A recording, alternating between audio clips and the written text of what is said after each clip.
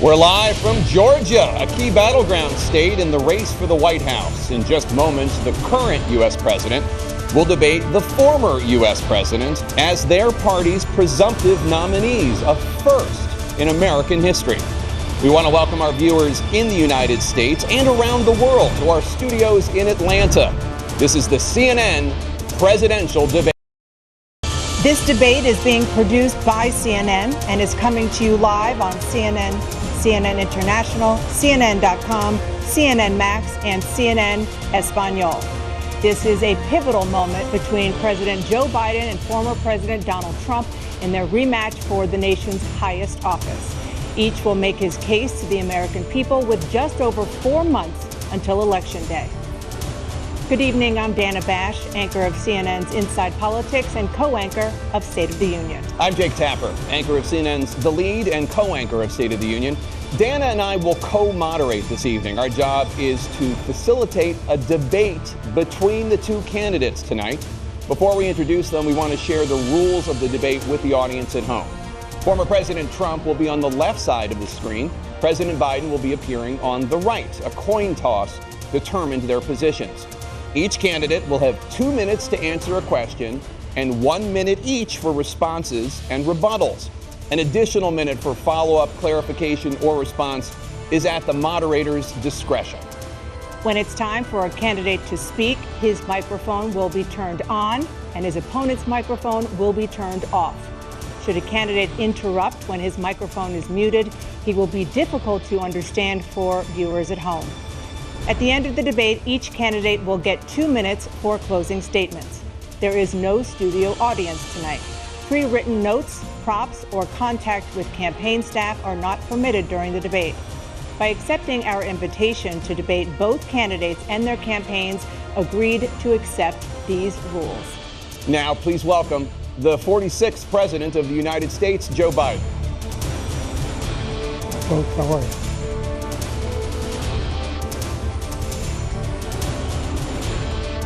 Great to be here. Thank you. And please welcome the 45th President of the United States, Donald Trump.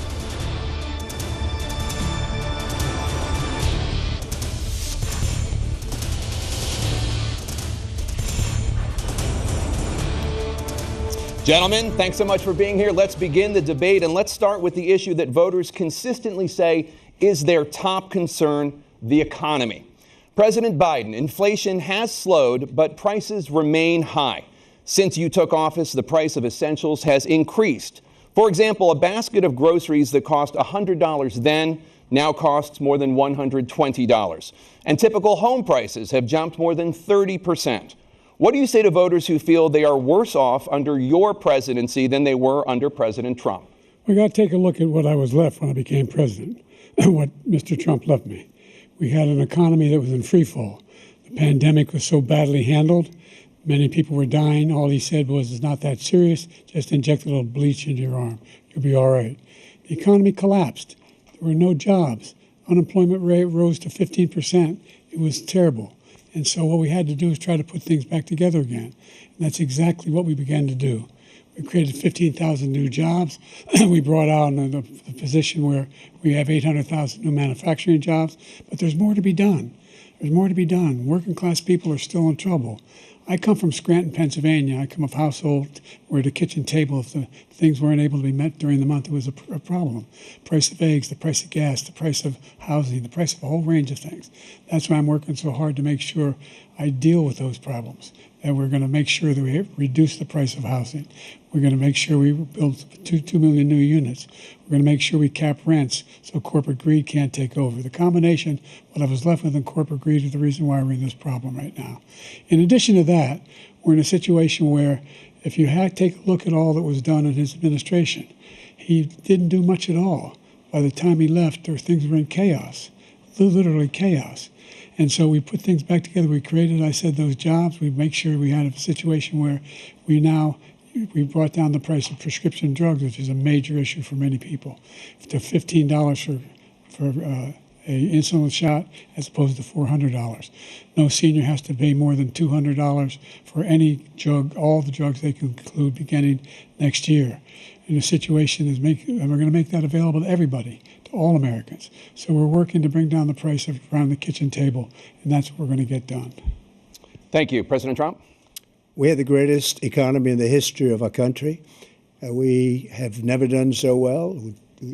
Everybody was amazed by it. Other countries were copying us. We got hit with COVID, and when we did, we spent the money necessary so we wouldn't end up in a Great Depression, the likes of which we had in 1929.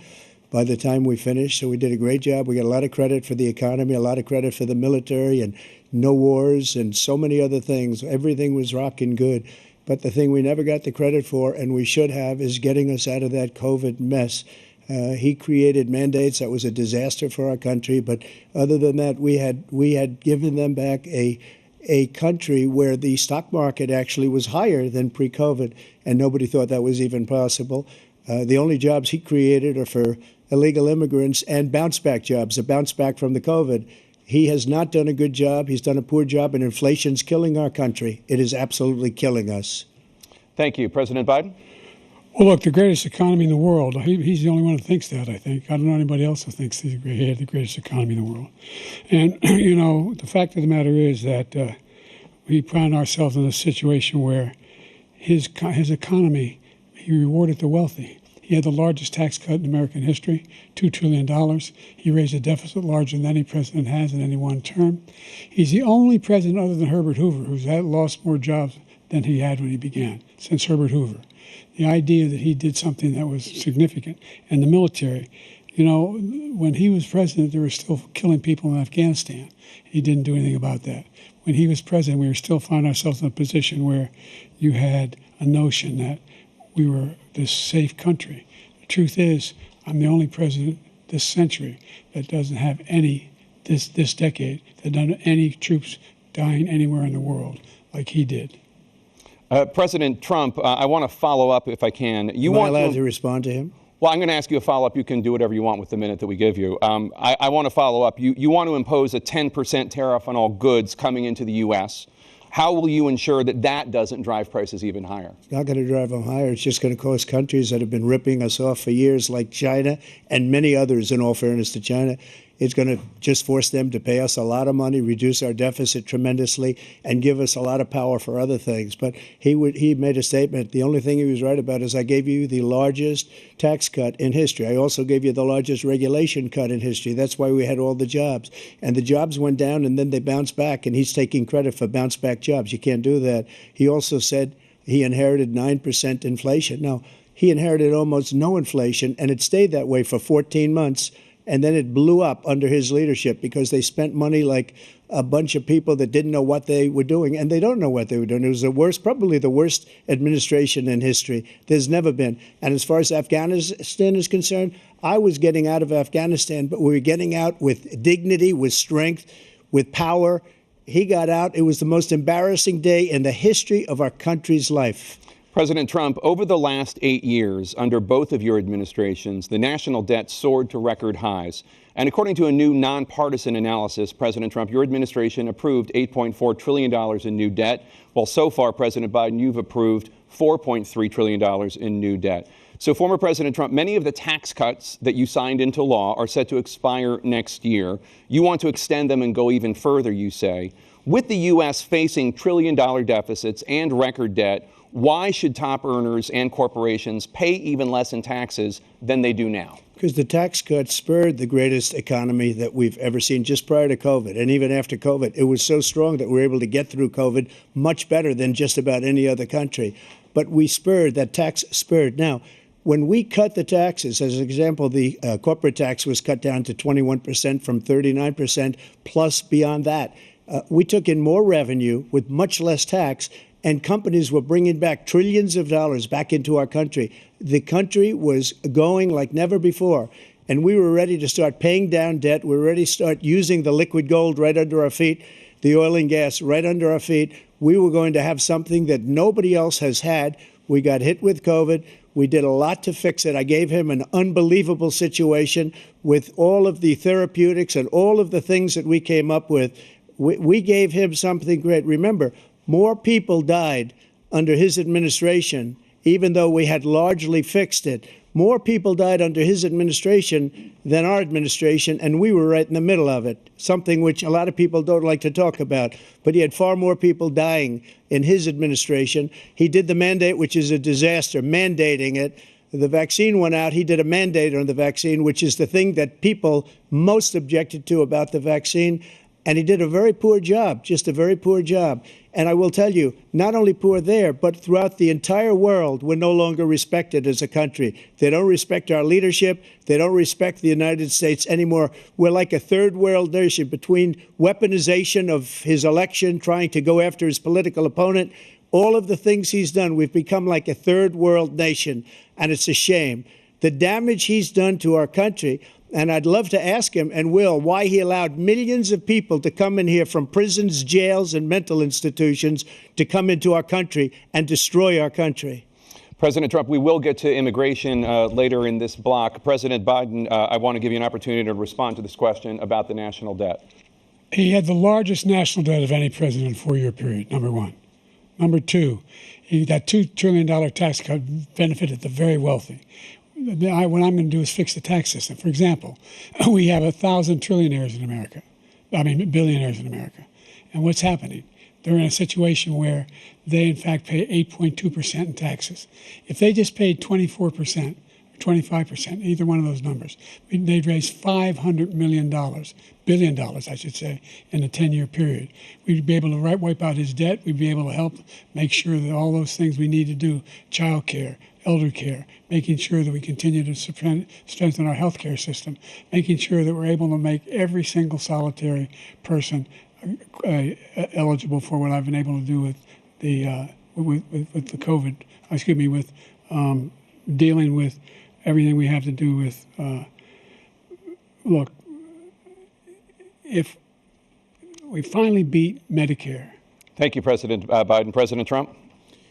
Well, he's right. He did beat Medicare. He beat it to death, and he's destroying Medicare because all of these people are coming in. They're putting them on Medicare. They're putting them on Social Security. They're going to destroy Social Security. This man is going to single-handedly destroy Social Security. These millions and millions of people coming in, they're trying to put them on Social Security. He will wipe out Social Security. He will wipe out Medicare. So he was right in the way he finished that sentence. And it's a shame. What's happened to our country in the last 4 years is not to be believed. Foreign countries, I'm friends with a lot of people, they cannot believe what happened to the United States of America. We're no longer respected. They don't like us. We give them everything they want, and they think we're stupid. They think we're very stupid people.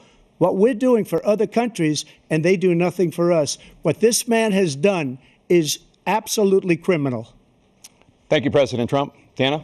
This is the first presidential election since the Supreme Court overturned Roe v. Wade. This morning, the court ruled on yet another abortion case, temporarily allowing emergency abortions to continue in Idaho, despite that state's restrictive ban. Former President Trump, you take credit for the decision to overturn Roe v. Wade, which returned the issue of abortion to the states. Correct. However, the federal government still plays a role in whether or not women have access to abortion pills. They're used in about 2/3 of all abortions. As president, would you block abortion medication? First of all, the Supreme Court just approved the abortion pill, and I agree with their decision to have done that, and I will not block it.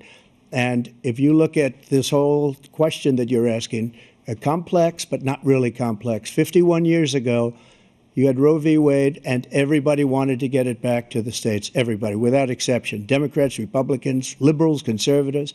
Everybody wanted it back. Religious leaders. And what I did is I put 3 great Supreme Court justices on the court, and they happened to vote in favor of killing Roe v. Wade and moving it back to the states. This is something that everybody wanted.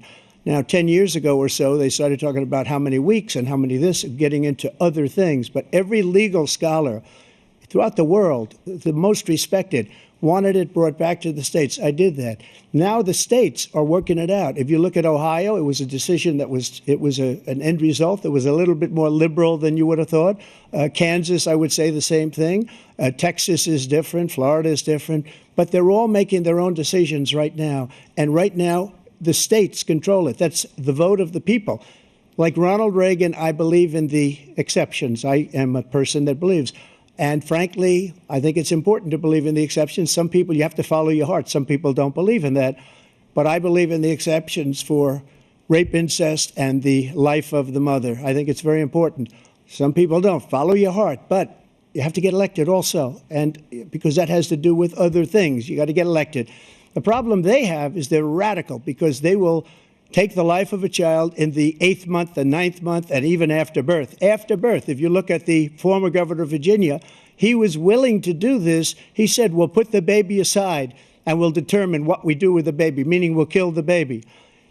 What happened is we brought it back to the states, and the country is now coming together on this issue. It's been a great thing. Thank you. President Biden? It's been a terrible thing, what you've done. The fact is that the vast majority of constitutional scholars supported Roe when it was decided. Supported Roe. And that's this idea that they're all against it is just ridiculous. And this is the guy who says the states should be able to have it. We're in 6 weeks. You don't even know whether you're pregnant or not, but you cannot see a doctor and have him decide on what your circumstances are, whether you need help. The idea that states are able to do this is a little like saying we're going to turn civil rights back to the states, let each state have a different rule. Look, there's so many young women who have been, including a young woman who just was murdered, and he went to the funeral. The idea that she was murdered by an immigrant coming in, they talk about that. But here's the deal: there's a lot of young women who are being raped by their in-laws, by their spouses, brothers and sisters, it's just ridiculous, and they can do nothing about it. And they try to arrest them when they cross state lines. Thank you. There have been many young women murdered by the same people he allows to come across our border. We have a border that's the most dangerous place anywhere in the world, considered the most dangerous place anywhere in the world. And he opened it up, and these killers are coming into our country, and they are raping and killing women. And it's a terrible thing. As far as the abortion is concerned, it is now back with the states. The states are voting. In many cases, it's frankly a very liberal decision. In many cases, it's the opposite.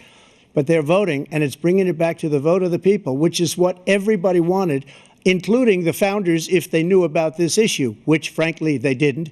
But they would have, everybody wanted it brought back. Ronald Reagan wanted it brought back. He wasn't able to get it. Everybody wanted it brought back, and many presidents had tried to get it back. I was the one to do it. And again, this gives it the vote of the people, and that's where they wanted it. Every legal scholar wanted it that way. Staying on the topic of abortion, President Biden, 7 states, I'll let you do that. This is the same topic. 7 states have no legal restrictions on how far into a pregnancy a woman can obtain an abortion. Do you support any legal limits on how late a woman should be able to terminate a pregnancy? I supported Roe v. Wade, which had 3 trimesters. The first time is between the woman and the doctor. Second time is between the doctor and an extreme situation.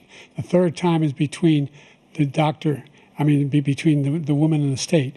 The idea that the politicians, that the founders wanted the politicians to be the ones making decisions about women's health is ridiculous. That's the last. No politician should be making that decision.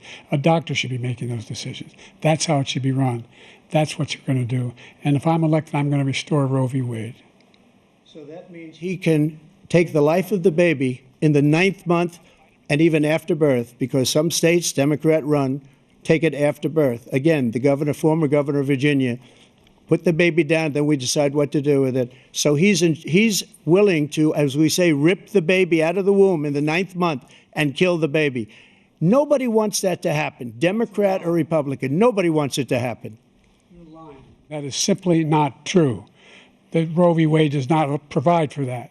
That's not the circumstance. Only if a woman's life is in danger, she's going to die. That's the only circumstance in which that can happen. But we are not for late-term abortion, period. Period. Under Roe v. Wade, you have late-term abortion. You can do whatever you want, depending on the state. You can do whatever you want. We don't think that's a good thing. We think it's a radical thing. We think the Democrats are the radicals, not the Republicans. For 51 years, that was the law. 51 years, constitutional scholarship said it was the right way to go. 51 years, and it was taken away because this guy put very conservative members on the Supreme Court. He takes credit for taking it away. What's he going to do? What's he going to do? In fact, if the MAGA Republicans, he gets elected, and the MAGA Republicans control the Congress, and they pass a universal ban on abortion, period, across the board at 6 weeks or 7 or 8 or 10 weeks, something very, very conservative. Is he going to sign that bill? I'll veto it. He'll sign it. Thank you. Let's turn now to the issue of immigration and border security. President Biden, a record number of migrants have illegally crossed the southern border on your watch. Overwhelming border states and overburdening cities such as New York and Chicago, and in some cases causing real safety and security concerns. Given that, why should voters trust you to solve this crisis? Because we worked very hard to get a bipartisan agreement that not only changed all of that, it made sure that we are in a situation where you had no circumstance where they could come across the border with the number of border police there are now. We significantly increased the number of asylum officers. By the way, the Border Patrol endorsed my position. In addition to that, we found ourselves in a situation where when he was president, he was separating babies from their mothers, putting them in cages, making sure the families were separated. That's not the right way to go. What I've done since I've changed the law, what's happened? I've changed it in a way that now you're in a situation where there are 40% fewer people coming across the border illegally. It's better than when he left office. And I'm going to continue to move until we get the total ban on the total initiative relative to what we're going to do with more Border Patrol and more asylum officers. President Trump? I really don't know what he said at the end of that sentence. I don't think he knows what he said either. Look, we had the safest border in the history of our country. The border, all he had to do was leave it. All he had to do was leave it. He decided to open up our border, open up our country to people that are from prisons, people that are from mental institutions, insane asylum, terrorists. We have the largest number of terrorists coming into our country right now, all terrorists, all over the world, not just in South America, all over the world. They come from the Middle East, everywhere. All over the world, they're pouring in. And this guy just left it open. And he didn't need legislation because I didn't have legislation. I said, close the border. We had the safest border in history. In that final couple of months of my presidency, we had, according to Border Patrol, who is great, and by the way, who endorsed me for president, but I won't say that, but they endorsed me for president. Brandon, just speak to him. But look, we had the safest border in history. Now we have the worst border in history. There's never been anything like it. And people are dying all over the place, including the people that are coming up in caravans. Thank you, President Trump. President Biden? The only terrorist who's done anything crossing the border is one who came along and killed under his administration, killed an al-Qaeda person come in his administration, killed 3 American soldiers. That's the only terrorist that's there. I'm not saying that no terrorist ever got through, but the idea they're emptying their prisons, we're welcoming these people, that's simply not true. There's no data to support what he said. Once again, he's exaggerating, he's lying. President Trump, staying on the topic of immigration, you've said that you're going to carry out, quote, the largest domestic deportation operation in American history, unquote.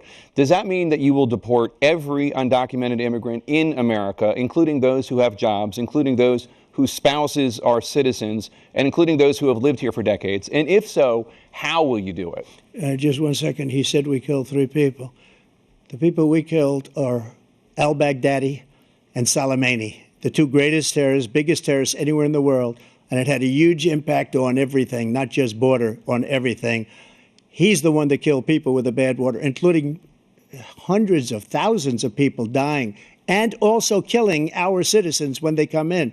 We are living right now in a rat's nest. They're killing our people in New York, in California, in every state in the union, because we don't have borders anymore. Every state is now a border. And because of his ridiculous, insane, and very stupid policies, people are coming in and they're killing our citizens at a level that we've never seen. We call it migrant crime. I call it Biden migrant crime. They're killing our citizens at a level that we've never seen before. And you're reading it like these 3 incredible young girls over the last few days. One of them, I just spoke to the mother, and they just had the funeral for this girl, 12 years old. This is horrible what's taken place. What's taken place in our country, we're literally an uncivilized country now. He doesn't want it to be. He just doesn't know. He opened the borders. Nobody's ever seen anything like. And we have to get a lot of these people out, and we have to get them out fast because they're going to destroy our country. Just take a look at where they're living.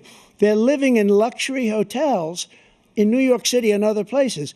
Our veterans are on the street. They're dying because he doesn't care about our veterans. He doesn't care. He doesn't like the military at all, and he doesn't care about our veterans. Nobody been worse. I had the highest approval rating for veterans taking care of the VA. He has the worst. He's gotten rid of all the things that I approved. Choice that I got through Congress, all of the different things I approved, they abandoned. We had by far the highest, and now it's down in less than half because he's done all these great things that we did. And I think he did it just because I approved it, which is crazy. But he has killed so many people at our border by allowing all of these people to come in. And it's a very sad day in America. President Biden, you have the mic. Every single thing he said is a lie. Every single one. For example, veterans are a hell of a lot better off since I passed the PACT Act. 1 million of them now have insurance, and their families have it. Their families have it because what happened, whether it was Agent Orange or burn pits, they're all being covered now. And his group opposed that. We're also in a situation where we have great respect for veterans. My son spent a year in Iraq, living right next to one of those burn pits, came back with stage 4 glioblastoma. I was recently in France for D-Day, and I spoke all about those heroes that died. I went to the World War I cemetery he refused to go to. He was standing with his 4-star general, and he told me, he said, I don't want to go in there because they're a bunch of losers and suckers. My son was not a loser, was not a sucker. You're the sucker. You're the loser. President Trump? First of all, that was a made-up quote, suckers and losers. They made it up. It was in a third-rate magazine that's failing, like many of these magazines. He made that up. He put it in commercials. We've notified him. We had 19 people that said I didn't say it. And think of this. Who would say I'm at a cemetery or I'm talking about our veterans? Because nobody's taken better care. I'm so glad this came up, and he brought it up. There's nobody that's taken better care of our soldiers than I have. To think that I would, in front of generals and others, say suckers and losers. We have 19 people that said it was never said by me. It was made up by him, just like Russia was made up, just like the 51 intelligence agents are made up. Just like the new thing with the 16 economists are talking, it's the same thing. 51 intelligence agents said that the laptop was Russia disinformation. It wasn't. That came from his son, Hunter. It wasn't Russia disinformation. He made up the suckers and losers, so he should apologize to me right now. 4-star general standing to your side who was on your staff who said you said it, period. That's number one. And number two, the idea that I have to apologize to you for anything along the line. We've done more for veterans than any president has in American history. And they now are in their family. The only sacred obligation we have as a country is to care for our veterans when they come home and their families and equip them when they go to war. That's what we're doing. That's what the VA is doing now. They're doing more for veterans than ever before in our history. All right. Thank you so much. Let's move to the topic of foreign policy. I want to begin with Russia's war against Ukraine, which is now in its 3rd year.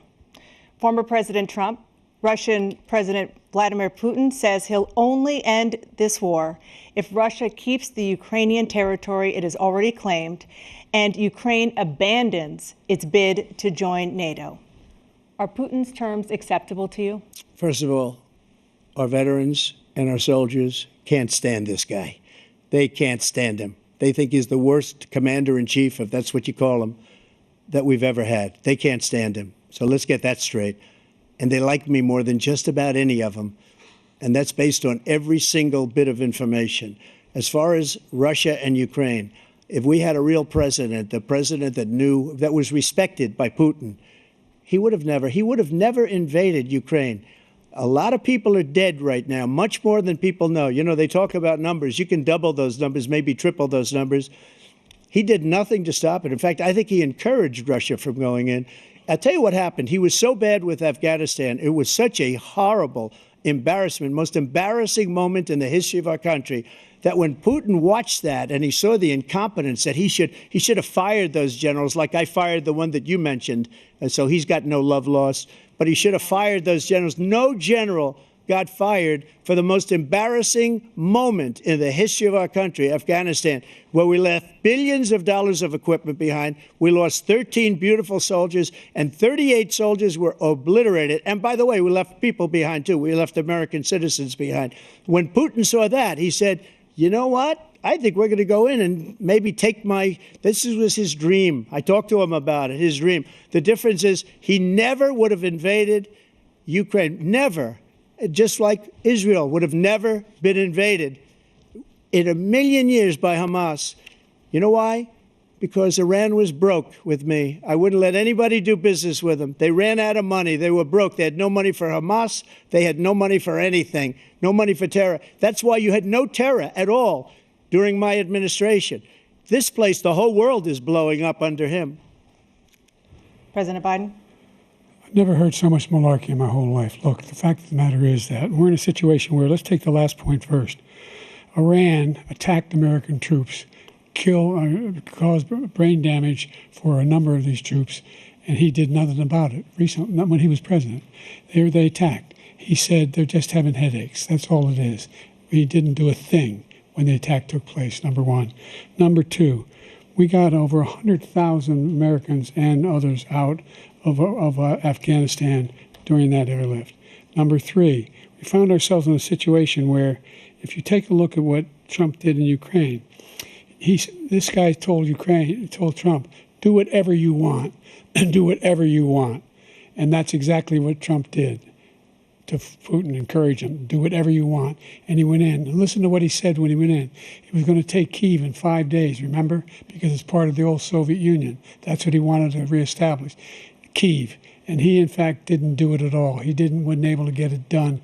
And they've lost thousands and thousands of troops, 500,000 troops.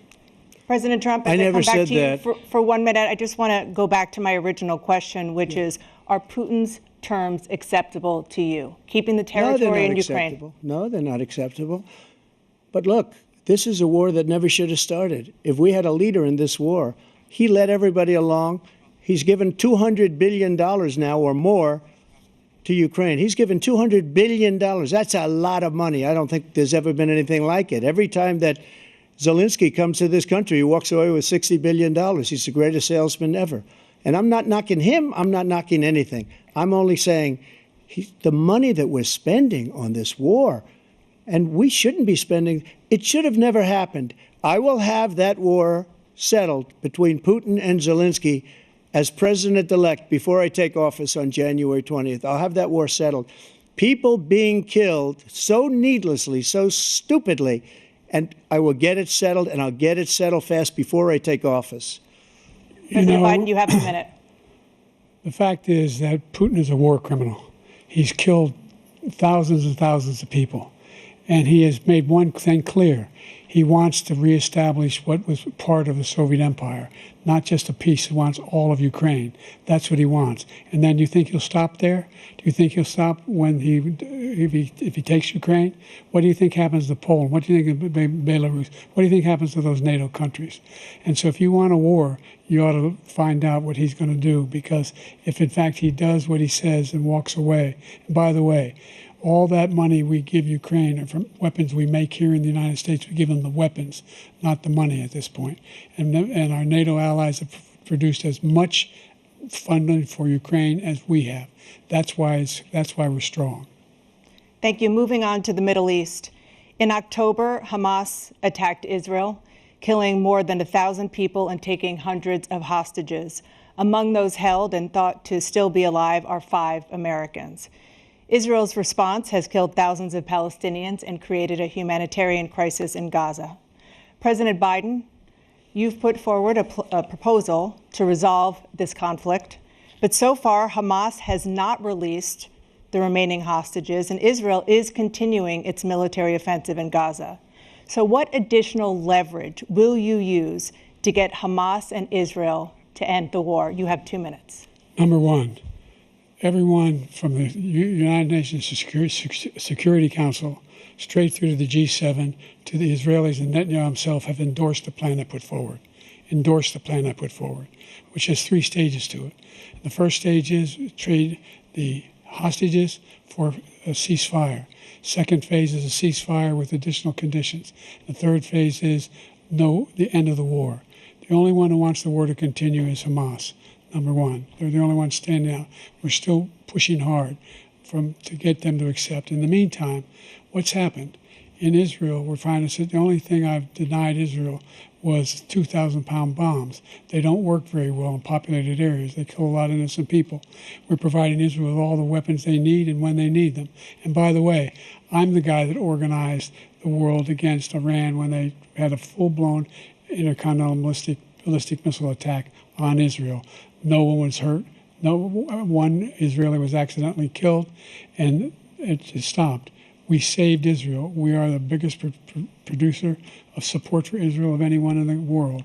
And so there are two different things.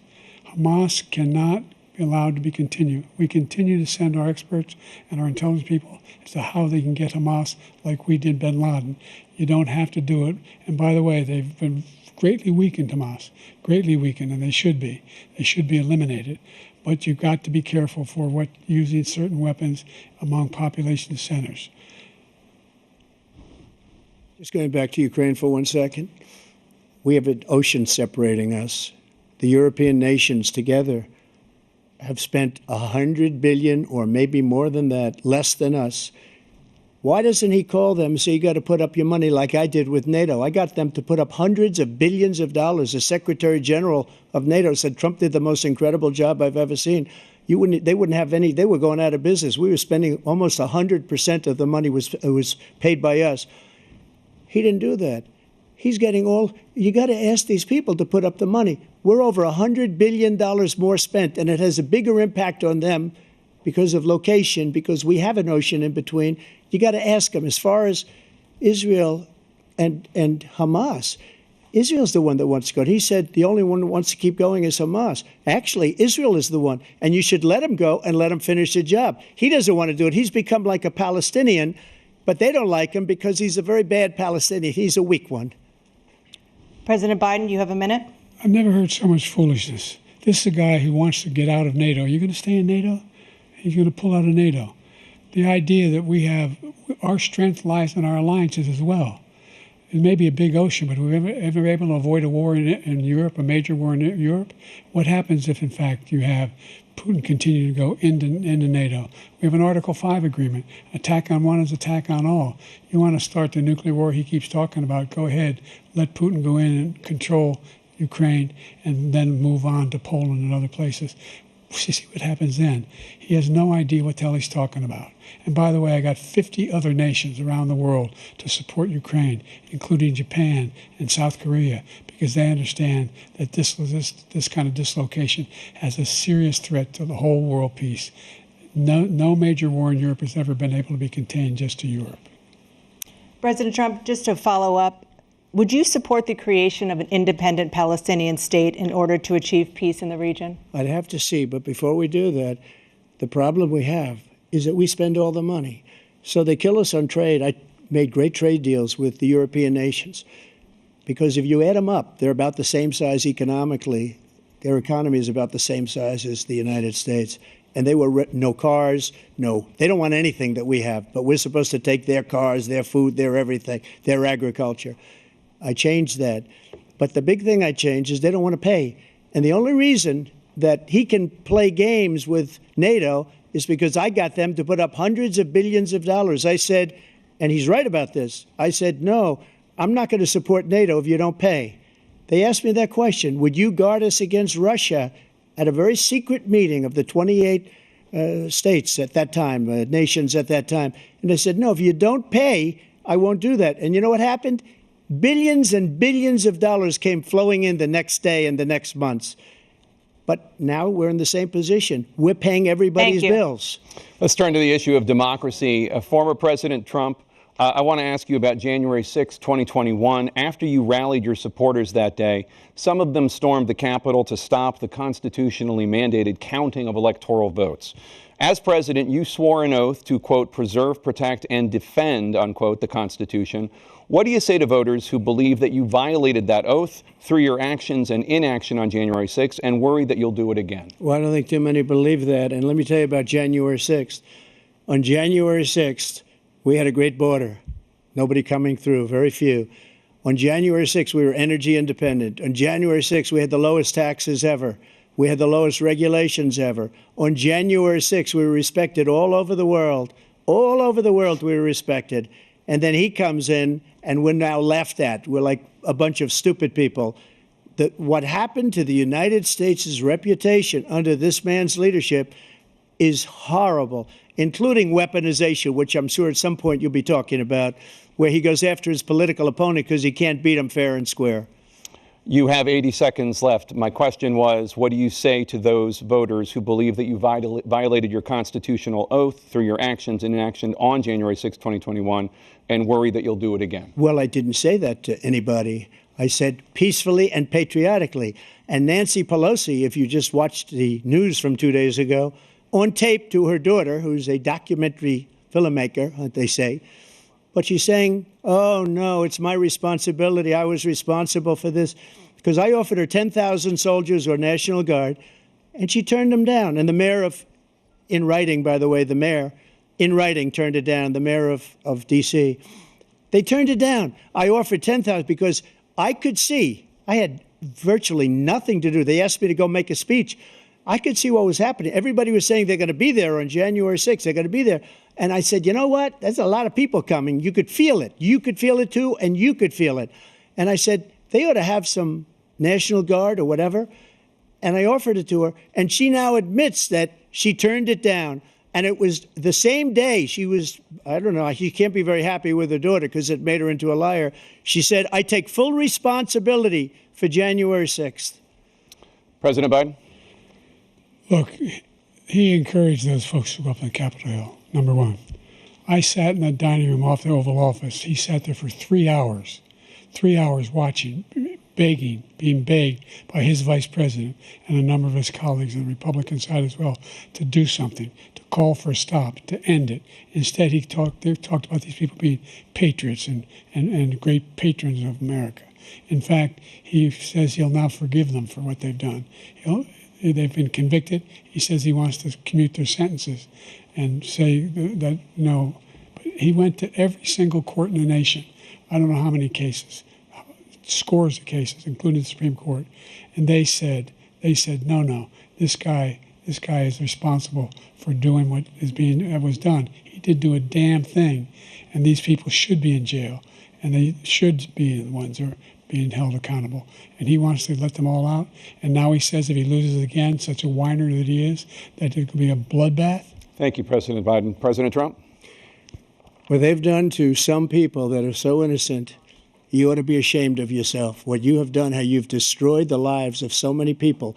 When they ripped down Portland, when they ripped down many other cities, you go to Minnesota, Minneapolis, what they've done there, with the fires all over the city. If I didn't bring in the National Guard, that city would have been destroyed.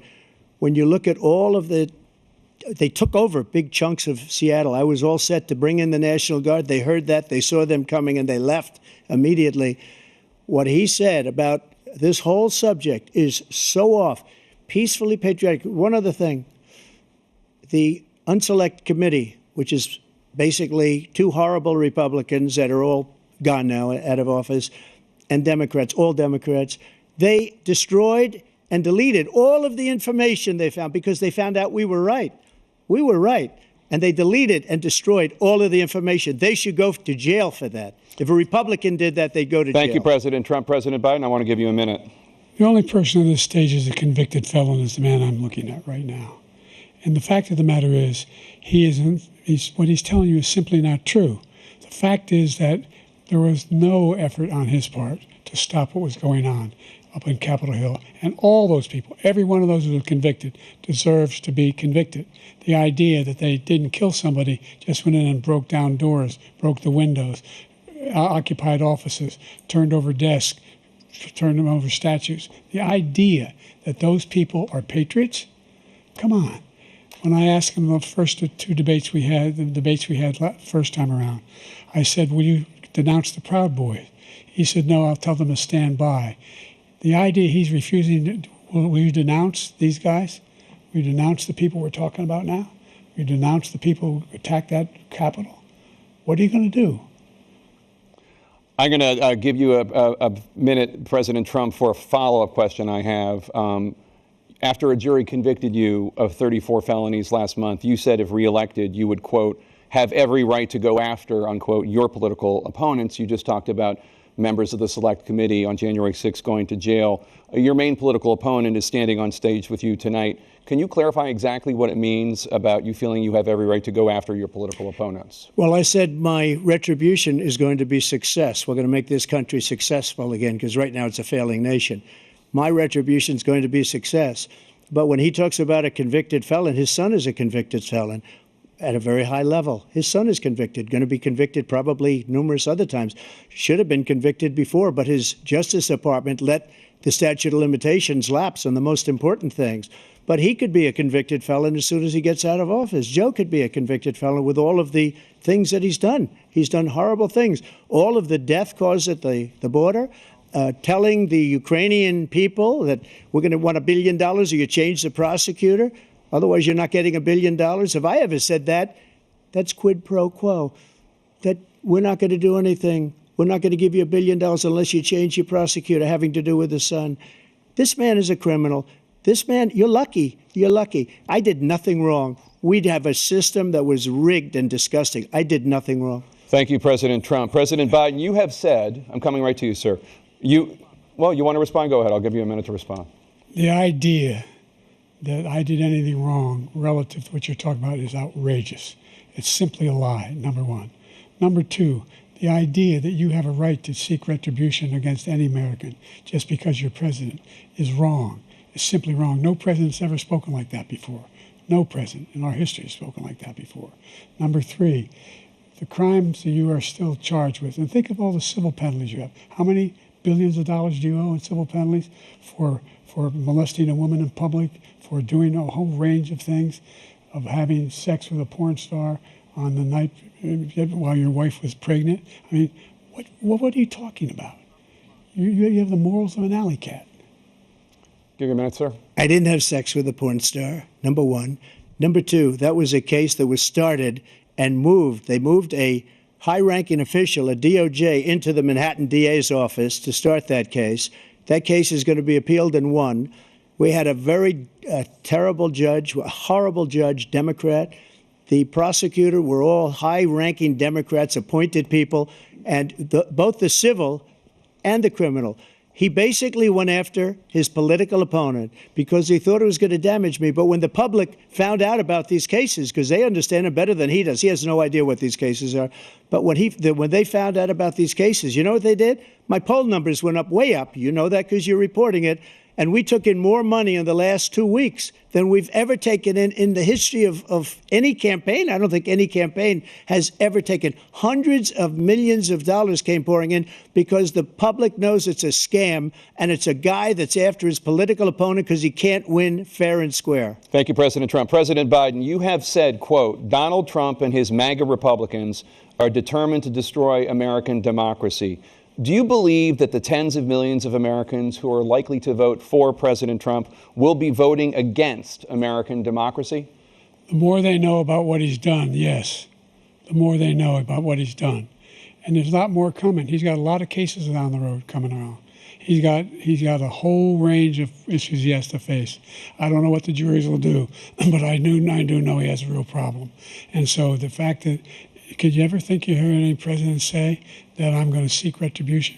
Do you ever hear any president say that I thought Hitler had some good ideas? What got me involved to run in the first place after my son had died, I decided in Iraq, because of Iraq, I said I wasn't going to run again until I saw what happened in Charlottesville, Virginia. People coming out of the woods carrying swastikas on torches, and singing the same anti-Semitic bile they sang when back in Germany. And the young woman got killed. I spoke to the mother, and they asked him, they said, what do you think of those people? The ones who got killed, the one who tried to stop it, and the ones, he said, I think they're fine people on both sides. What American president would ever say, Nazis coming out of fields, carrying torches, singing the same anti-Semitic bile, carrying swastikas, were fine people? This is the guy who says Hitler's done some good things. I'd like to know what they are. The good things Hitler's done, that's what he said. This guy has no sense of American democracy. President Trump. Jake, both of you know that story has been totally wiped out because when you see the sentence, it said 100% exoneration on this. So he just keeps it going. He says he ran because of Charlottesville. He didn't run because of Charlottesville. He ran because it was his last chance. He's not equipped to be president. You know it, and I know it. It's ridiculous. We have a debate. We're trying to justify his presidency. His presidency, he's without question the worst president, the worst presidency in the history of our country. We shouldn't be having a debate about it. There's nothing to debate. He made up the Charlottesville story, and you'll see it's debunked all over the place. Every reasonable anchor has debunked it. And just the other day, it came out where it was fully debunked. It's a nonsense story. He knows that, and he didn't run because of Charlottesville. He used that as an excuse to run. President Biden? And debunked. It happened. All you have to do is listen to what was said at the time. And the idea that somehow that's the only reason I ran because I was worried a guy like this guy could get elected. If he thought they were good people coming out of that forest, carrying those woods, carrying those torches, then he didn't deserve to be president. Didn't deserve to be president at all. And the idea that he's talking about all this being fabricated, we saw with our own eyes. We saw what happened on January 6th. We saw the people breaking through the windows.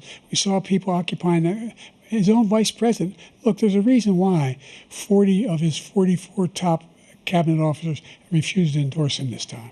His vice president hasn't endorsed him this time. So why? Why? They know him well. They serve with him. Why are they not endorsing him? Thank you, President Biden. We're going to be right back with more from the CNN presidential debate.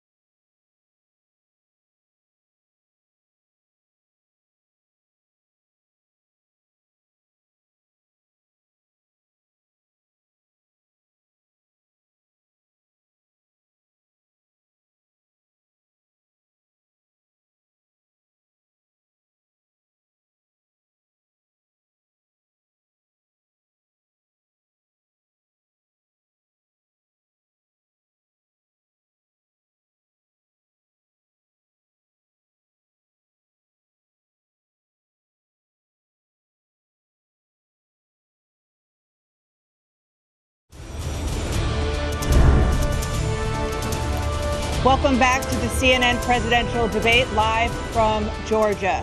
Let's talk about persistent challenges you both faced in your first terms and you'd certainly face again in a second term. President Biden, while black unemployment dropped to a record low under your presidency, black families still earned far less than white families. Black mothers are still 3 times more likely to die from pregnancy-related causes, and black Americans are imprisoned at 5 times the rate of white Americans. What do you say to black voters who are disappointed that you haven't made more progress? They acknowledge they made a lot of progress, number one. The fact of the matter is there's more small black businesses that have been started than any time in history. Number two, the wages of black unemployment is the lowest level it's been in a long, long time. Number three, we're providing housing for black Americans and dealing with the segregation that exists among these corporations that collude to keep people out of their houses. And in addition to that, we find that the impact on the choice that black families have to make relative to child care is incredibly difficult. When we did the first major piece of legislation in the past, I was able to reduce black child care costs. I cut them in half. We got to make sure we provide for child care costs. We got to make sure, because when you provide those child care protections, you increase economic growth because more people can be in the job market. So there's more to be done, considerably more to be done. But we've done a great deal so far, and I'm not letting up, and they know it. You have 49 seconds left. What do you say to black voters who are disappointed with the progress so far? I say I don't blame them for being disappointed. Inflation is still hurting them badly. For example, I provided for the idea that any black family, first-time home buyer, should get a $10,000 tax credit to be able to buy their first home so they can get started. I made sure that we're in a situation where all those black families and those black individuals who had to take out student loans that were ballooning, that if they were engaged in nursing, anything having to do with volunteerism, if they paid their bills for 10 years on their student debt, all the rest is forgiven after 10 years. Millions have benefited from that. And we're going to do a whole lot more for black families. Thank you, President Trump. And he caused the inflation. He's blaming inflation, and he's right, it's been very bad. He caused the inflation, and it's killing black families and Hispanic families and just about everybody. It's killing people. They can't buy groceries anymore. They can't. You look at the cost of food where it's doubled and tripled and quadrupled. They can't live. They're not living anymore. He caused this inflation. I gave him a country with essentially no inflation. It was perfect. It was so good. All he had to do is leave it alone. He destroyed it with his Green New scam and all this money that's being thrown out the window. He caused inflation. As sure as you're sitting there, the fact is that his big kill on the black people is the millions of people that he's allowed to come in through the border. They're taking black jobs now, and it could be 18, it could be 19, and even 20 million people. They're taking black jobs, and they're taking Hispanic jobs, and you haven't seen it yet, but you're going to see something that's going to be the worst in our history. Thank you. President Biden? There was no inflation when I became president. You know why? The economy was flat on its back. 15% unemployment. He decimated the economy, absolutely decimated the economy. That's why there was no inflation at the time. There were no jobs. We provided thousands of millions of jobs for individuals who are in all communities, including minority communities. We made sure that they have health insurance. We have covered, the ACA has increased. I made sure that they're $8,000 per person in a family to get written off for health care. But this guy wants to eliminate that. They tried 50 times. He wants to get rid of the ACA again, and they're going to try again if they win.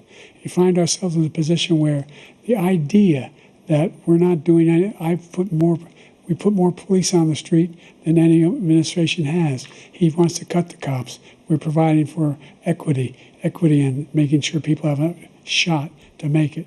There's a lot going on, but in inflation, he caused it by his tremendous malfeasance in the way he handled the pandemic. Thank you. Another persistent challenge is the climate crisis. 2023 was the hottest year in recorded history, and communities across the country are confronting the devastating effects of extreme heat, intensifying wildfires, stronger hurricanes, and rising sea levels. Former President Trump, you've vowed to end your opponent's climate initiatives, but will you take any action as president to slow the climate crisis? Well, let me just go back to what he said about the police, how close the police are to him. Almost every police group in the nation from every state is supporting Donald J. Trump. Almost every police group.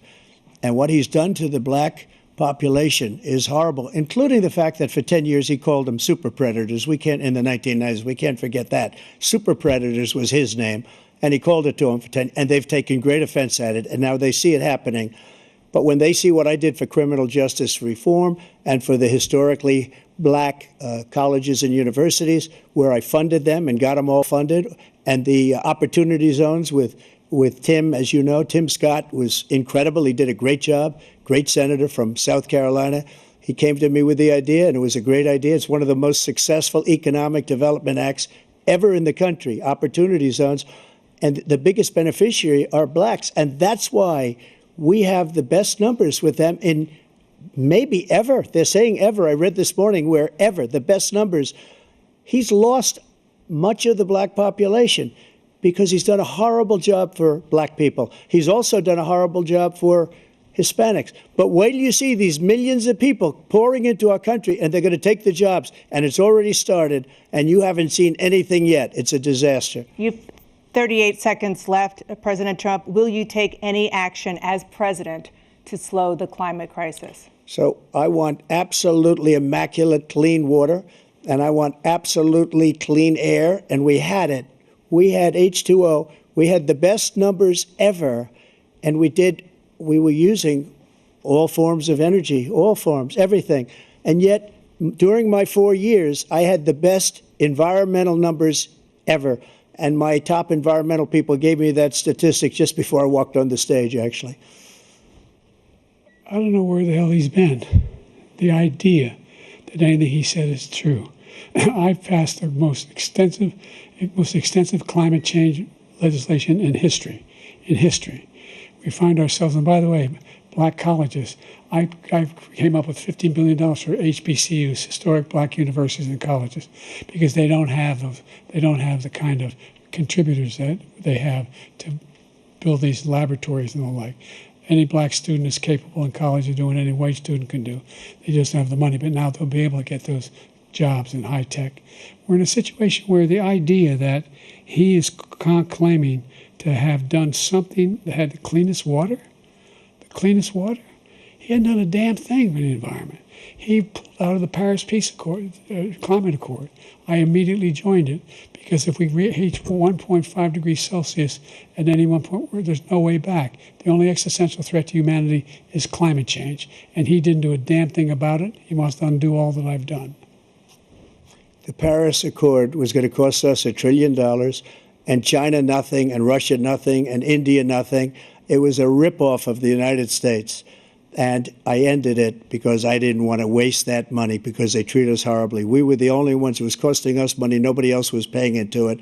And it was a disaster. But everything that he said just now, I'll give you an example. I heard him say before insulin. I'm the one that got the insulin down for the seniors. I took care of the seniors.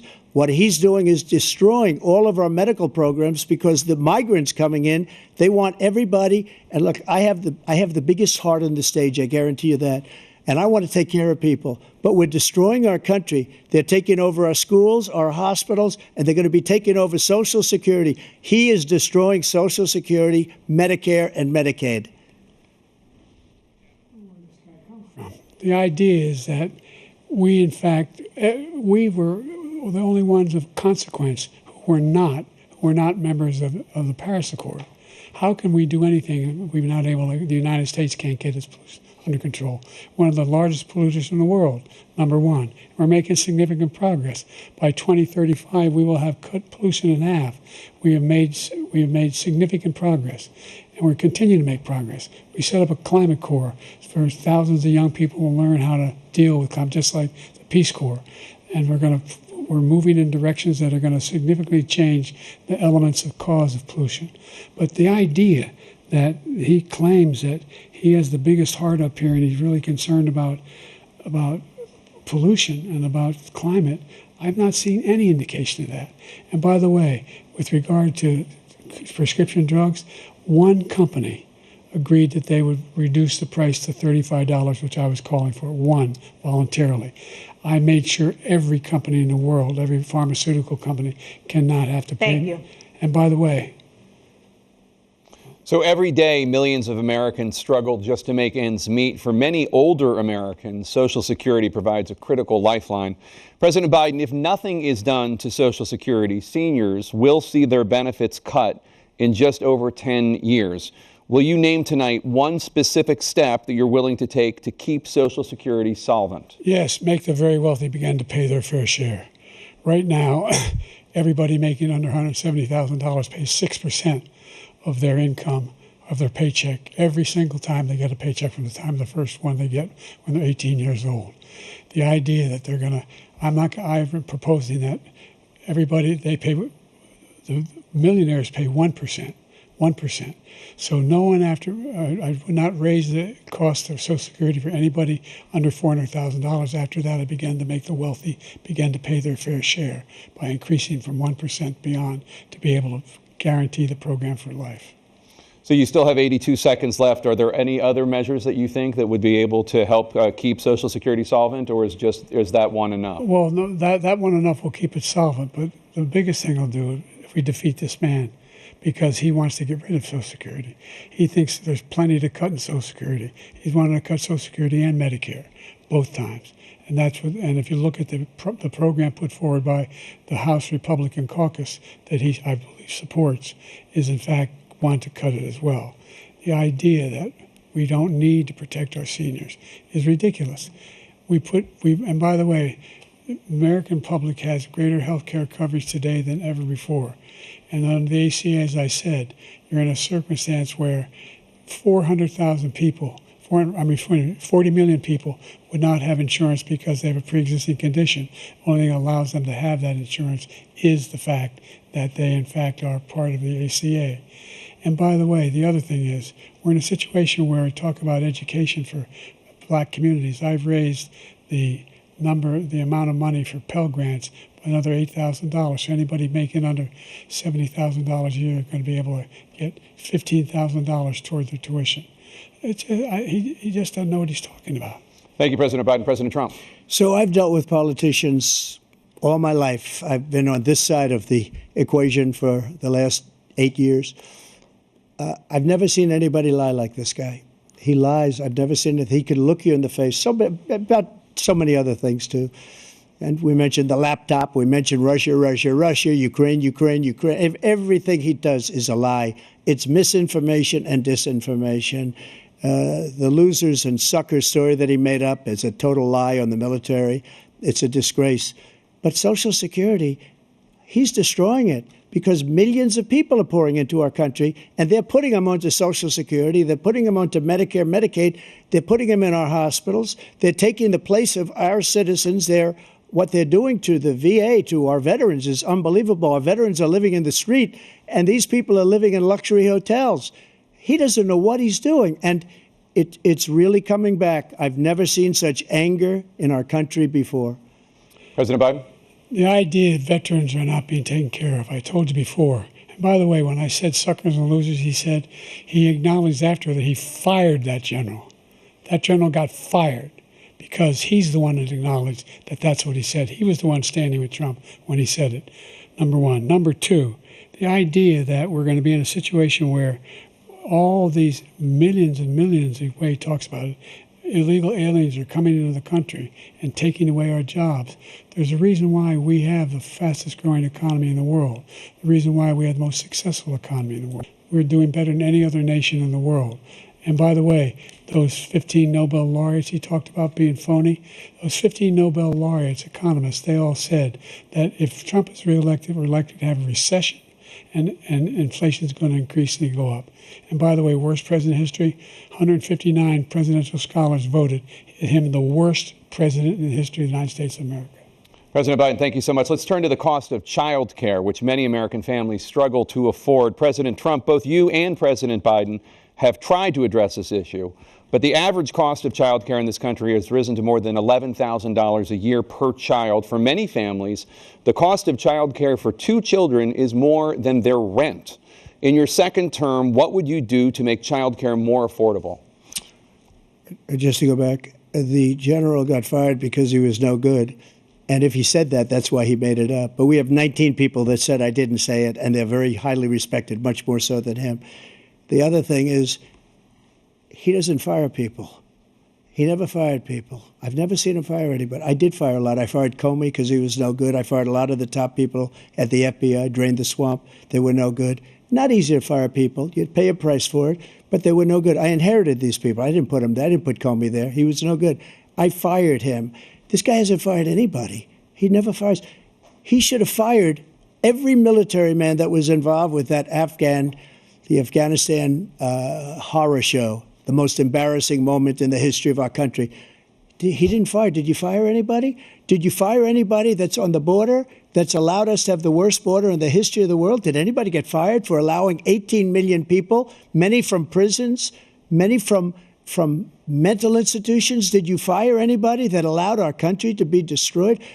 Joe, our country is being destroyed as you and I sit up here and waste a lot of time on this debate. This shouldn't be a debate. He is the worst president. He just said about me because I said it. But look, he's the worst president in the history of our country. He's destroyed our country. Now all of a sudden he's trying to get a little tough on the border. He came out with a nothing deal, and it reduced it a little bit, like this much. It's insignificant.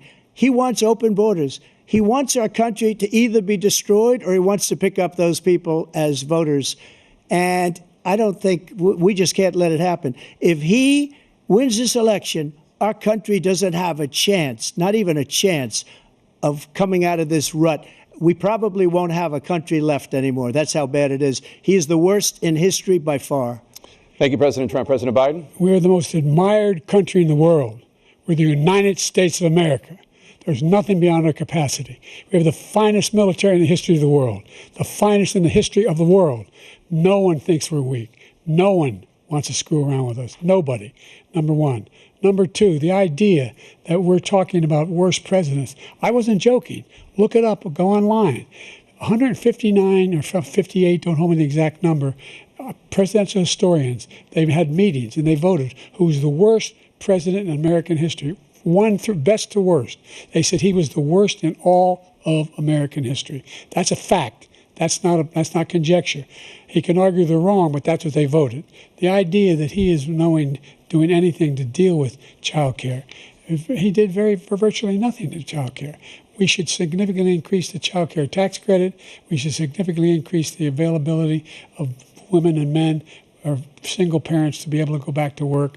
And we should encourage businesses to have. Thank you, President Biden. President Trump, the question was about what would you do to make child care more affordable, if you want to take your minute. Just so you understand, we have polling, we have other things that they rate him the worst because what he's done is so bad.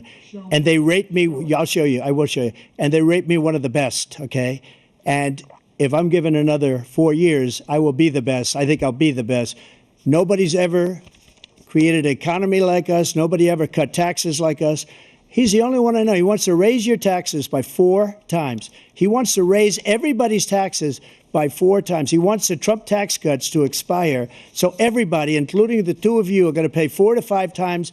Nobody ever heard of this before. All my life, I'd grow up and I'd see politicians talking about cutting taxes. When we cut taxes, as I said, we did more business. Apple and all these companies, they were bringing money back into our country. The worst president in history by far, and everybody knows it. President Biden? Look, the fact of the matter is that he's dead wrong about, he's increased the tariff, he will increase the taxes on middle-class people. I said I'd never raise a tax on anybody making less than $400,000. I didn't. But this tariff is 10% tariffs. Everything coming into the country, you know what the economists say? That's going to cost the average American $2,500 a year more because they're going to have to pay the difference in food and all the things that were imported. Number two, he's in a situation where he talks about how he is not raised.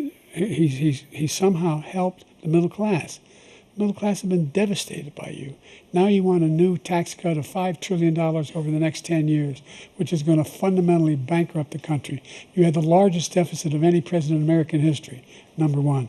Number two, you have not, in fact, made any contact, any progress with China.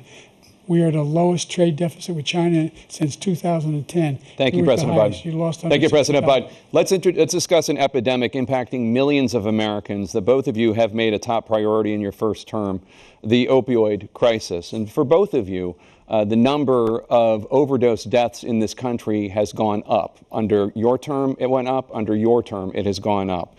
Former President Trump, despite the efforts that both of you have made, more than 100,000 Americans are dying from overdoses every year, primarily from fentanyl and other opioids. What will you do to help Americans right now in the throes of addiction who are struggling to get the treatment they need? To finish up, we now have the largest deficit in the history of our country under this guy. We have the largest deficit with China. He gets paid by China. He's a Manchurian candidate. He gets money from China. So I think he's afraid to deal with them or something. But do you notice he never took out my tariffs because we bring in so much money with the tariffs that I imposed on China. He never took them away. He can't because it's too much money.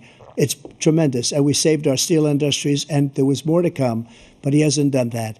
But he hasn't cut the tariffs because he can't, because it's too much money. But he's got the largest deficit in the history of our country, and he's got the worst situation with China. China's going to own us if you keep allowing them to do what they're doing to us as a country. They are killing us as a country, Joe, and you can't let that happen. You're destroying our country. So, President Trump, you have 67 seconds left. The question was, what are you going to do to help Americans in the throes of addiction right now who are struggling to get the treatment they need? Jake, we were doing very well at addiction until the COVID came along. We had the 2.5, almost 3 years of like nobody's ever had before, any country, in every way. And then we had to get tough. And it was the drugs pouring across the border it started to increase. We got great equipment. We bought the certain dog that's the most incredible thing that you've ever seen, the way they can spot it. We did a lot, and we were getting very low numbers, very, very low numbers. Then he came along. The numbers, have you seen the numbers now? It's not only the 18 million people that I believe is even low because the gotaways, they don't even talk about gotaways. But the numbers of the amount of drugs and human trafficking in women coming across our border, the worst thing I've ever seen, at numbers that nobody's ever seen under him because the border's so bad. But the number of drugs coming across our border now is the largest we've ever had by far. President Trump, thank you. President Biden? Fentanyl and the byproducts of fentanyl went down for a while. And I wanted to make sure we use the machinery that can detect fentanyl, these big machines that roll over everything that comes across the border. And it costs a lot of money. That was part of this deal we put together, this bipartisan deal. More fentanyl machines, more be able to detect drugs, more numbers of agents, more numbers of all the people at the border. And when we had that deal done, he called his Republican colleagues, said, "Don't do it. It's going to hurt me politically." No, he never argued it's not a good bill. It's a really good bill. We need those machines. We need those machines. And we're coming down very hard in every country in Asia in terms of precursors for fentanyl. And Mexico is working with us to make sure they don't have the technology to be able to put it together. That's what we have to do. We need those machines. Thank you, President Biden. President Trump, and again, the question is about Americans in the throes of addiction right now struggling to get the treatment they need. Well, this does pertain to it. He ended Remain in Mexico. He ended catch and release. I made it catch and release in Mexico, not catch and release here. We had so many things that we had done, hard negotiations with Mexico, and I got it all for nothing. It's just like when you have a hostage. We always pay $6 billion for a hostage. Every time we say it's a hostage. Now we have a hostage, a Wall Street Journal reporter, I think a good guy, and he's over there because Putin is laughing at this guy, probably asking for billions of dollars for the reporter. I will have him out very quickly, as soon as I take office. Before I take office, I said by literally as soon as I win the election, I will have that reporter out. He should have had him out a long time ago, but Putin's probably asking for billions and billions of dollars because this guy pays it every time. We had 2 cases where we paid $6 billion for 5 people. I got 58 people out, and I paid essentially nothing. Thank you, President Trump. Dana? Let's turn to concerns that voters have about each of you. President Biden, you would be 86 at the end of your second term. How do you address concerns about your capability to handle the toughest job in the world well into your 80s? Well, first of all, I spent half my career being criticized being the youngest person in politics. I was the second youngest person ever elected to the United States Senate, and now I'm the oldest. This guy's 3 years younger and a lot less competent. I think that just look at the record. Look at what I've done. Look how I've turned around the horrible situation he left me. As I said, 15 million new jobs, 800,000 manufacturing jobs, more investment in America, over billions of dollars in private investment in enterprises that we are growing. By the way, we brought an awful lot of people. The whole idea of computer chips, we used to have 40% of the market. We invented those chips, and we lost it because he was sending people to find the cheapest jobs overseas and to bring home a product. So I went to South Korea. I convinced Samsung to invest billions of dollars here in the United States. And guess what? Those fabs, they call to build these chips, those fabs pay over $100,000. You don't need a college degree for them. And there's billions, about $40 billion already being invested and being built right now in the United States, creating significant jobs for Americans from all over the world. President Biden, you have 40 seconds left. Would you like to add anything? Yeah, I would. The idea that somehow we are this failing country. I never heard a president talk like this before. We're the envy of the world. Name me a single major country president who wouldn't trade places with the United States of America for all our problems and all our opportunities. We're the most progressive country in the world in getting things done. We're the strongest country in the world. We're a country in the world who keeps our word, and everybody trusts us, all of our allies, and those who he coddles up to, from Kim Jong-un, he sends love letters to, and Putin, etc. They don't want to screw around with us. Thank you. Former President Trump, to follow up, you would be 82 at the end of your second term. What do you say to voters who have concerns about your capabilities to serve? Well, I took 2 tests, cognitive tests. I aced them, both of them, as you know. We made it public. He took none. I'd like to see him take one, just one, a real easy one. Like go through the first 5 questions. He couldn't do it. But I took 2 cognitive tests. I took physical exams every year.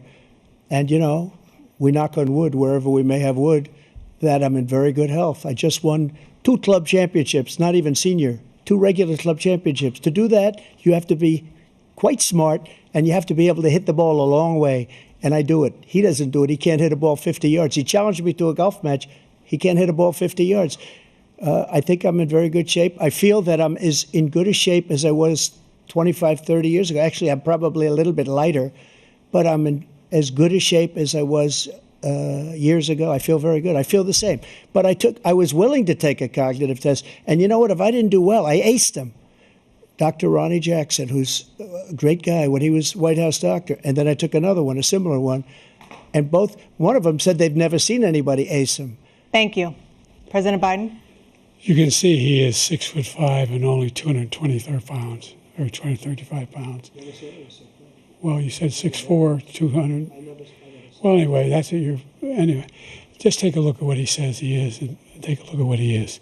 Look, I'd be happy to have a driving contest with him.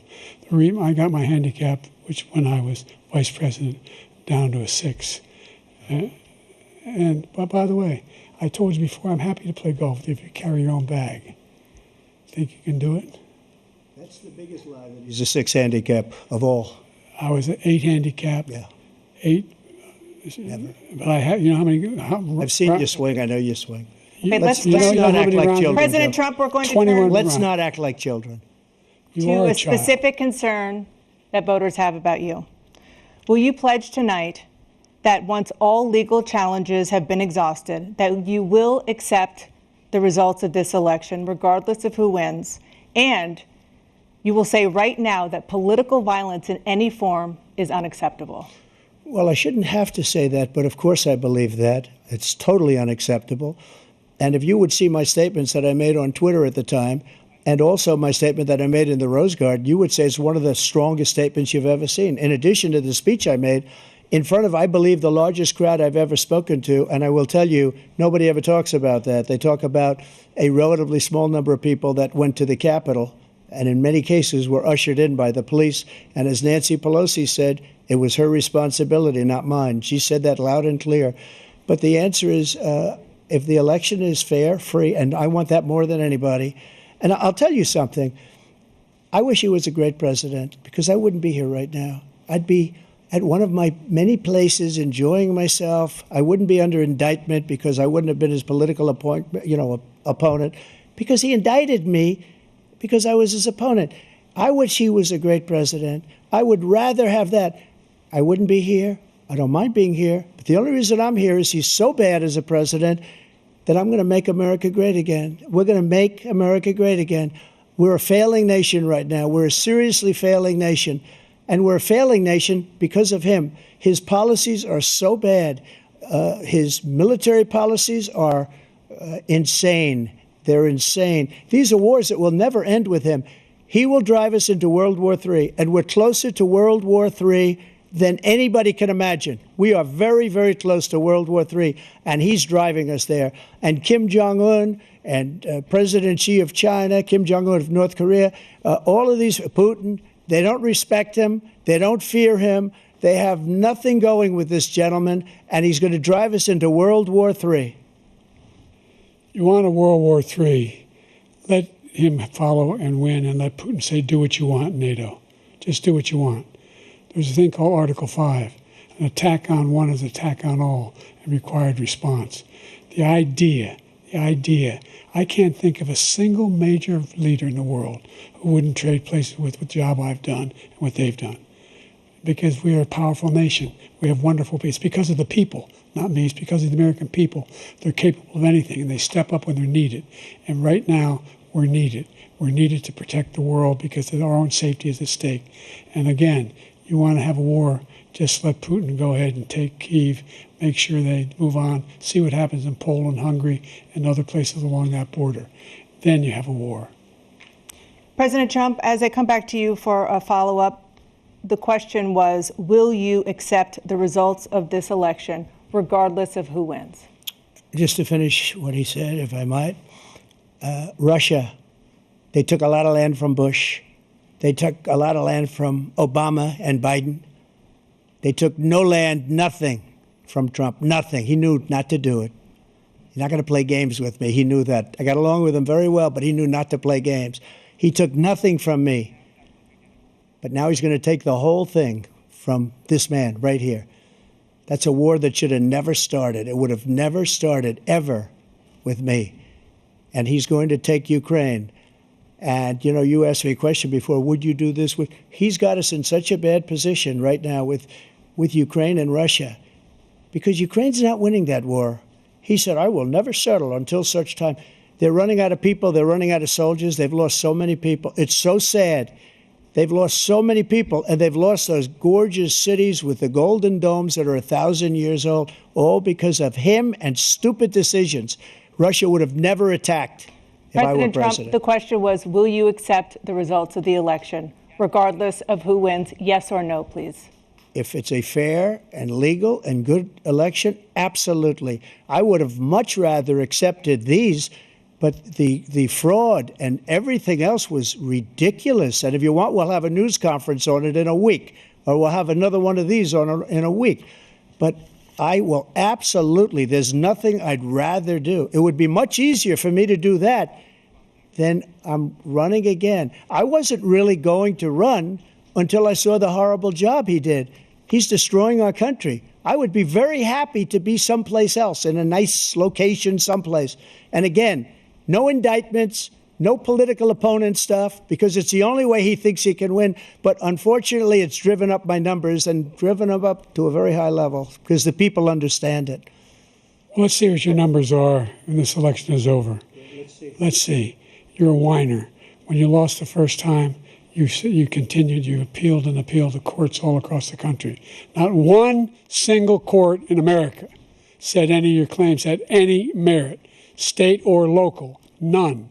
But you continue to provoke this lie about somehow there's all this misrepresentation, all this stealing. There is no evidence of that at all. And I tell you what, I doubt whether you'll accept it because you're such a whiner.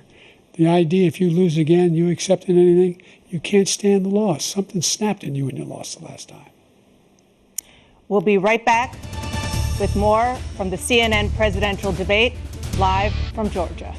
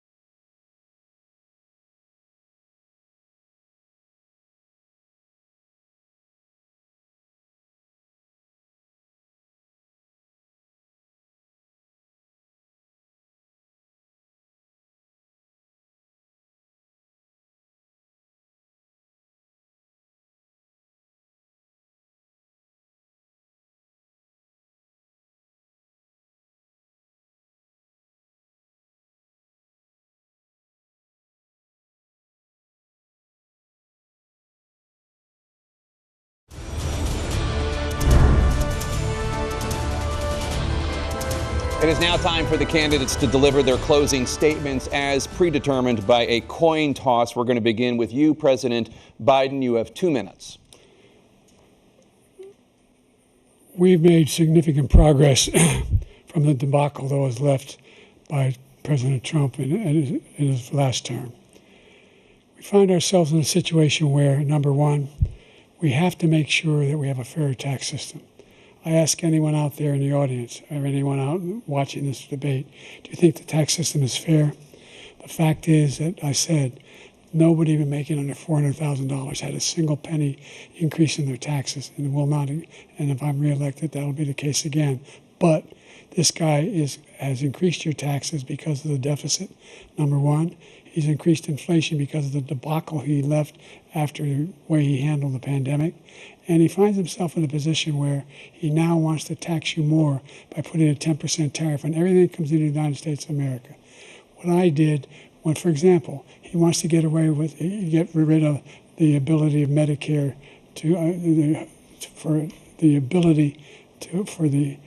us to be able to negotiate drug prices with the big pharma companies. Well, guess what? We got it down to $35 for insulin instead of $400. No more than $2,000 for every senior, no matter how much prescription they need. You know what that did? That reduced the federal debt by $160 billion over 10 years because the government doesn't have to pay the exorbitant prices. I'm going to make that available to every senior all along. It's happening now, and everybody in America. He wants to get rid of that. I'm going to make sure that we have child care. We're going to significantly increase the credit people have for child care. I'm going to make sure we do something about what we're doing on lead pipes and all the things that are causing health problems for people across the country. We're going to continue to fight to bring down inflation and give people a break. Thank you, President Biden. President Trump, you now have 2 minutes for your closing statement. Like so many politicians, this man is just a complainer. He said, we want to do this, we want to do that, we want to get rid of this tax, that tax. But he doesn't do anything. All he does is make our country unsafe by allowing millions and millions of people to pour in. Our military doesn't respect him. We look like fools in Afghanistan. We didn't stop Israel. It was such a horrible thing that would have never happened. It should have never happened. Iran was broke. Anybody that did business with Iran, including China, they couldn't do business with the United States. They all passed. Iran was broke. They had no money for Hamas or Hezbollah, for terror, no money whatsoever. Again, Ukraine should have never happened. He talks about all this stuff, but he didn't do it. For 3.5 years, we're living in hell. We have the Palestinians and we have everybody else rioting all over the place. You talk about Charlottesville. This is 100 times Charlottesville, 1,000 times. The whole country is exploding because of you, because they don't respect you, and they have to respect their president, and they don't respect you throughout the world. What we did was incredible. We rebuilt the military. We got the largest tax cut in history, the largest regulation cut in history. The reason he's got jobs is because I cut the regulations that gave jobs, but he's putting a lot of those regulations back on. All of the things that we've done, nobody's never seen anything like, even from a medical standpoint, right to try, where we can try space-age materials instead of going to Asia or going to Europe and trying to get when you're terminally ill. Now you can go and you can get something. You sign a document. They've been trying to get it for 42 years. But you know what we did for the military was incredible. Choice for our soldiers, where our soldiers, instead of waiting for 3 months to see a doctor, can go out and get themselves fixed up and readied up and take care of themselves, and they're living. And that's why I had the highest approval rating in the history of the VA. So all of these things, we're in a failing nation, but it's not going to be failing anymore. We're going to make it great again. Thank you, former President Trump, President Biden. Stay with us because we have full analysis of this debate. Anderson Cooper and Aaron Burnett starts now on CNN.